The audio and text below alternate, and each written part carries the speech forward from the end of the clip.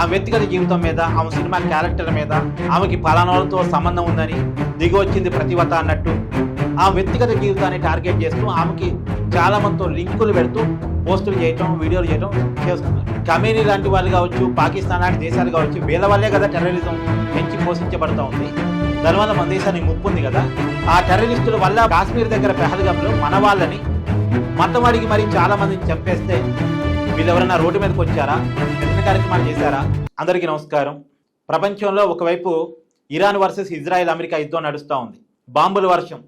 ఇరాన్కి నష్టం, ఇజ్రాయెల్కి నష్టం, అమెరికాకి నష్టం, యుద్ధంతో సంబంధం లేని గల్ఫ్ దేశాలకి నష్టం. అసలు యుద్ధాన్ని ఇష్టపడని ప్రపంచం మొత్తానికి ఏదో రకమైన నష్టం. ఇది ఒకవైపు కొనసాగుతోంది.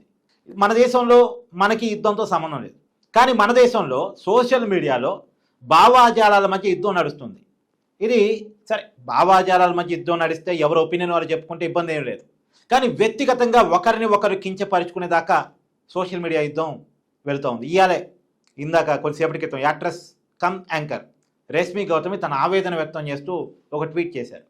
ఆమె ట్వీట్ చేయడానికి ఉన్న కారణాలు ఏంటి, నేపథ్యం ఏంటంటే ఆమె మొదటిగా ఒక విషయమై స్పందించారు.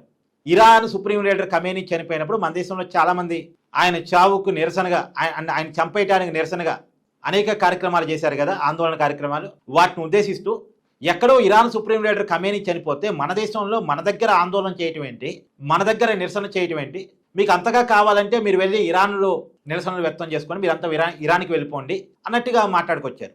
మేబీ ఆ ఉద్దేశంలో ఏంటంటే ఖమేనీ మరణానికి మన దేశానికి ఏంటి సంబంధం?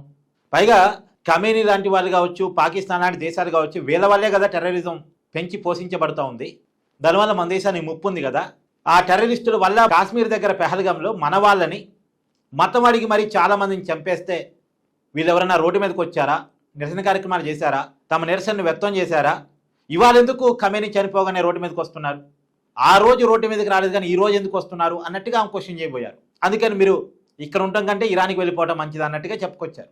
ఆందోళన చేసేవాళ్ళు ఖమేనీకి భారతదేశానికి ఉన్న సంబంధం, ఇరాన్కి భారతదేశానికి ఉండే సంబంధం లేదు అంటే అసలు ఖమేనీకి ఉగ్రవాదులతో ఎలాంటి సంబంధం లేదని చెప్పుకునే విషయం ఏదని చెప్పుకుంటే బాగుండేదేమో. వాళ్ళ వివరణ వాళ్ళు ఇచ్చుకుంటే బాగుండేది. అలా వివరణ ఇవ్వకుండా సోషల్ మీడియాలో కొంతమంది కావాలని రేష్మి గౌతమిని టార్గెట్ చేస్తూ పోస్టులు పెట్టడం స్టార్ట్ చేశారు. ఆమె వ్యక్తిగత జీవితం మీద, ఆమె సినిమా క్యారెక్టర్ మీద, ఆమెకి పలానాలతో సంబంధం ఉందని దిగి వచ్చింది ప్రతివత అన్నట్టు ఆమె వ్యక్తిగత జీవితాన్ని టార్గెట్ చేస్తూ ఆమెకి చాలా మందితో లింకులు పెడుతూ పోస్టులు చేయటం, వీడియోలు చేయటం చేస్తున్నారు. దాని మీద ఇవాళ ఆవేదనతో ఆమె పోస్ట్ పెట్టారు.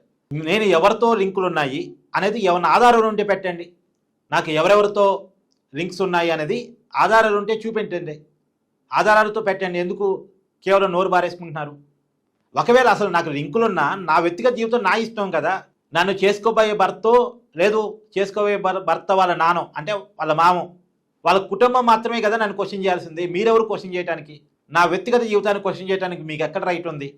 నిజమే కదా. మరి రేష్మి అడుగుతుంది కరెక్టే. రేష్మి ఒక చర్చను లేవనెత్తారు. ఖమేనీకి భారతదేశానికి ఏంటి సంబంధం, అక్కడెవరో మరణిస్తే ఇక్కడెందుకు ఆందోళన చేస్తున్నారని పాయింట్ లేవనెత్తారు. దానికి సమాధానం చెప్పగలిగితే చెప్పాలి కానీ రేష్మి వ్యక్తిగత జీవితాన్ని సోషల్ మీడియాలో తీసుకురావటం ఏంటి? రేష్మి వ్యక్తిగత జీవితం మీద కామెంట్ చేయడం ఏంటి? చెప్పగలిగితే ఖమేనీ గొప్పతనం ఏమైనా ఉంటే చెప్పుకోవచ్చు, ఆయన ఇంత గొప్పోడు అందుకే మాకు ఆయన మరణించడం బాధ అనిపించింది అని చెప్పుకుంటే సమాధానం చెప్పుకోవాలి. కానీ ఇలా వ్యక్తిగత దాడేది, వ్యక్తిగతంగా ఒక అమ్మాయిని వాళ్ళ క్యారెక్టర్ని అన్నం చేసే రకంగా మాట్లాడటం ఏంటి? సో రేష్మి గౌతమి ఆవేదన 100% కరెక్ట్. ఎవరికి ఇంకొకళ్ళ వ్యక్తిగతాల గురించి మాట్లాడే హక్కు లేదు. క్వశ్చన్ చేసినప్పుడు క్వశ్చన్కి సమాధానం చెప్పడం నేర్చుకోవాలి.